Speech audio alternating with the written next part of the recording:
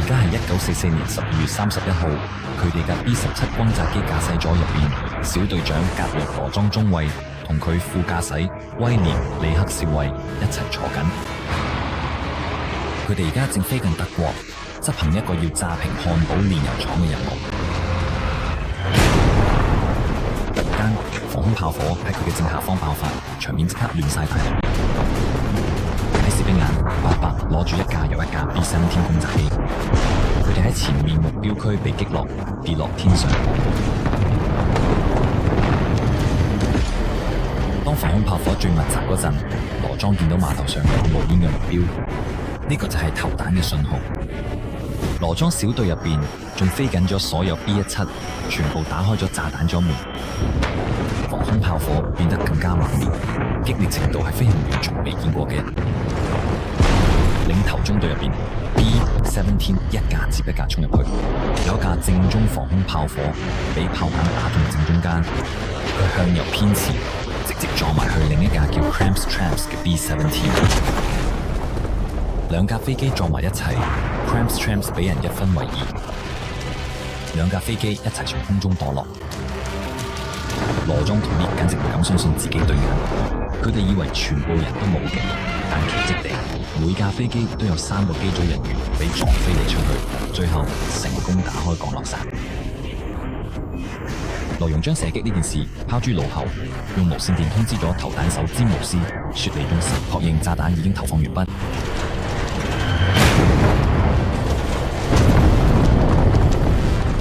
炸彈投下 ，B-17轟炸機嘅巨型炸彈從彈倉門傾瀉而下，一枚枚500磅重嘅炸彈墜向地面。喺小型炮塔上，炮手注視住炸彈擊中目標。老傻，睇下風景，正中個目標。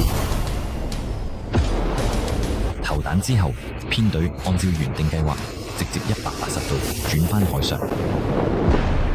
佢哋盡量收緊編隊，準備返家。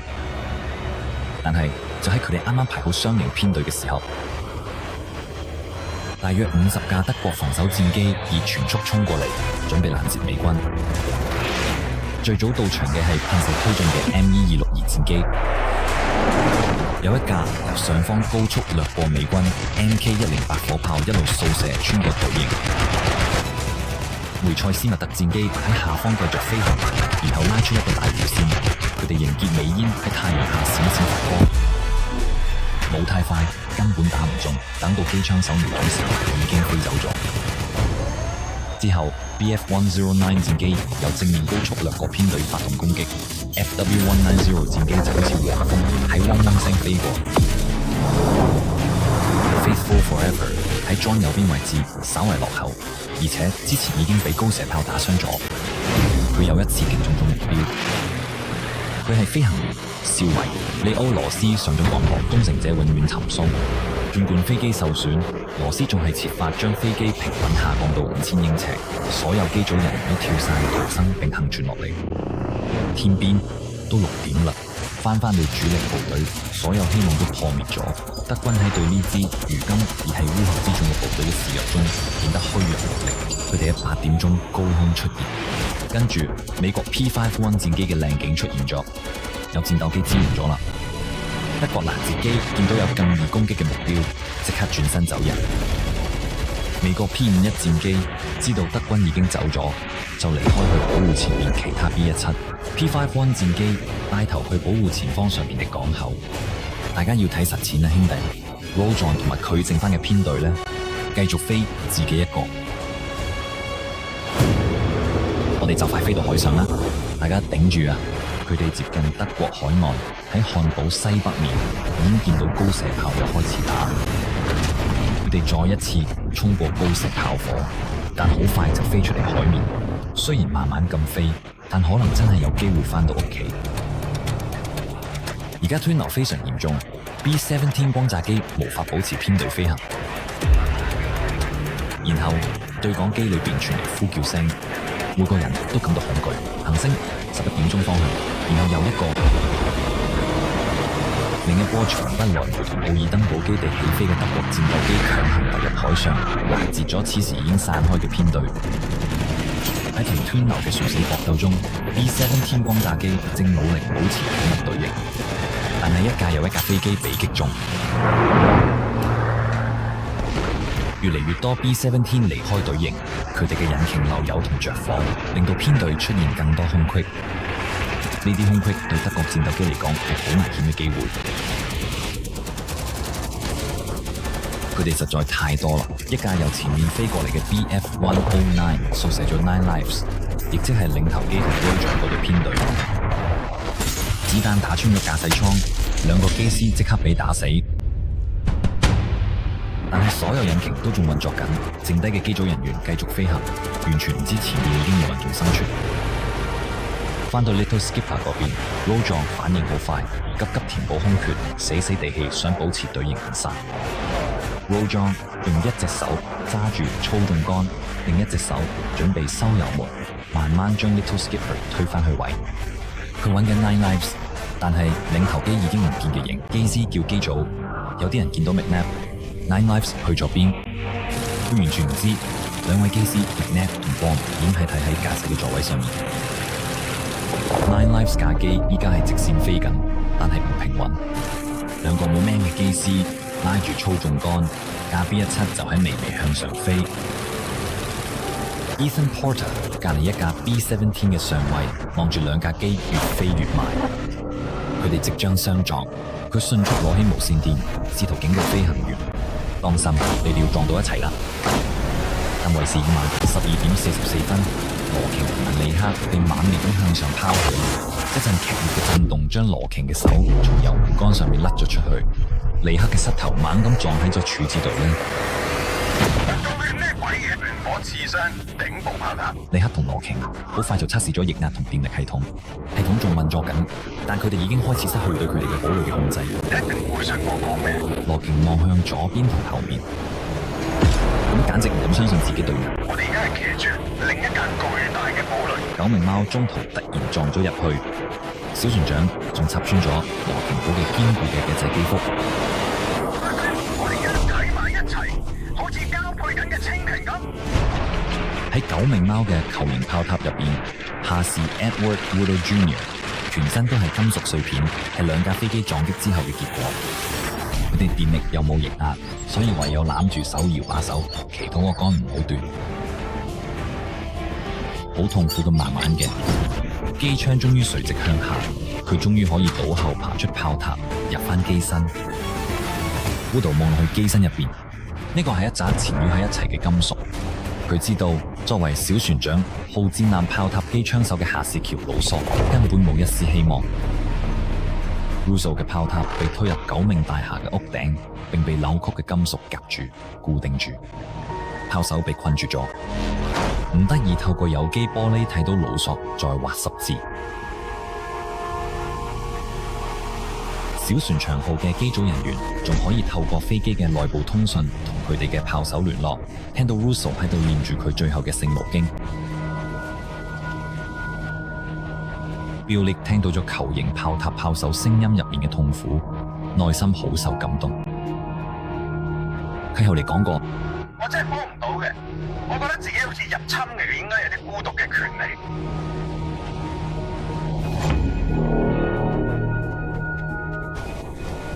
為咗俾 Russo 可以私下做咗最後嘅祈禱，拎除咗自己嘅頭盔同內部通訊。咁後來話呢一段路程對佢嚟講係最難捱嘅部分。同時 Nine Lives 號嘅1號引擎着火 ，Roger 同 Lee 要用盡全力先可以控制住兩架飛機一齊下降，因為佢哋而家鎖死咗一齊，已經離開咗編隊，降到15000尺。兩位機師用腳頂住小 Skipper 嘅儀表板，想加大對操縱桿嘅控制力，面容都扭曲晒。喂，睇下，你可以停下啦。Roger 試咗幾次想將兩架飛機分開，佢加大咗小 Skipper 嘅星型引擎馬力，佢甚至試過搖動兩架飛機，想將佢哋分開，但係咁用。死啦！火會蔓延到我哋個翼度，不如熄你嘅引擎，試下轉向下俾我。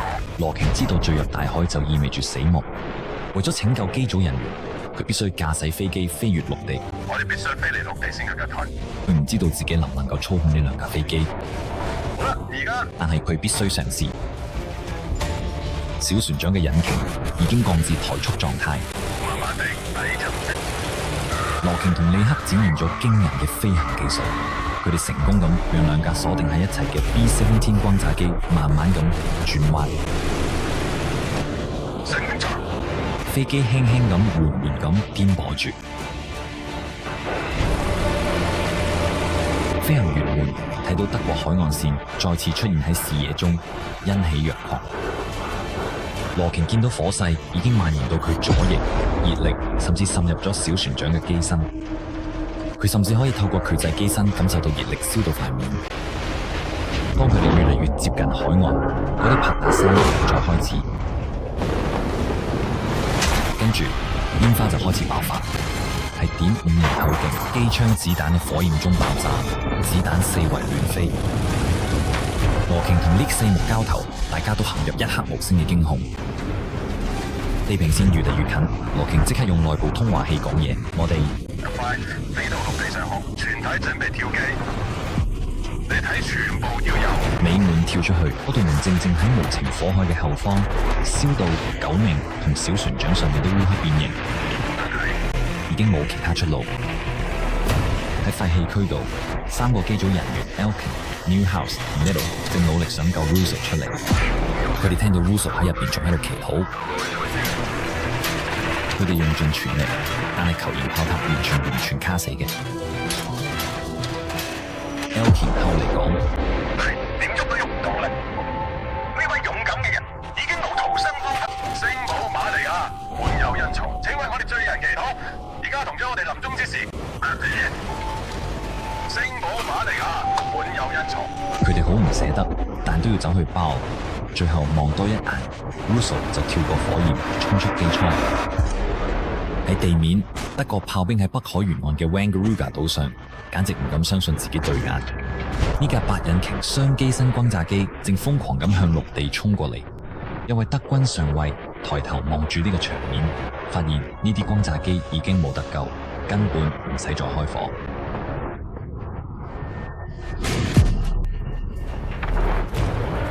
而家距離撞擊只係得幾分鐘 ，Rohan 知道呢個係 Leak 最後一次跳傘嘅機會。Leak 無理 Rojan 嘅命令，仲係留喺駕駛艙入邊。佢知道 Rojan 一個人控制唔到架飛機，如果喺 Leak 幫手出力，兩架飛機就會打圈墜落 ，Rojan 都冇辦法跳傘。Bill， 我唔走 Glenn。Russo 困喺9名怪貓嘅球形炮塔入邊。被機身包住，可能都算係一種仁慈。佢哋見到地下急速逼近，地下越嚟越快咁衝向佢哋。機師們一邊大聲祈禱，一邊望住地下填滿晒佢哋嘅視線。唔好信我哋，呢個係一種誘惑，救我嘅脫離兇惡。9名怪貓撞擊一刻爆炸解體，將細細個嘅船長好似撐杆條咁彈上半空。船長短暫再次飛起，之後肚皮着地咁撲翻落地，喺左翼劃穿咗一間木屋，機身都俾佢哋開埋，機頭就冇被彈咗出去，直到最後終於停低咗。四周一片寂靜，兩個機師難以置信嘅望住對方，佢哋兩個都仲生存緊，冇人嚴重受傷，只係有啲擦損同瘀傷。呢劇駕駛艙後面一個大窿爬出嚟，走入日光之下。佢企穩腳跟之後，拍咗拍喊口，想要抽根煙氣口油。佢正要開槍，突然一個冰冷嘅槍口直指佢嘅雙眼之間，迫使佢停咗落嚟。停車！德國士兵瘋狂咁指住從破裂嘅油箱中傾瀉而出嘅汽油，汽油正流過機翼。你到底喺度做乜嘢？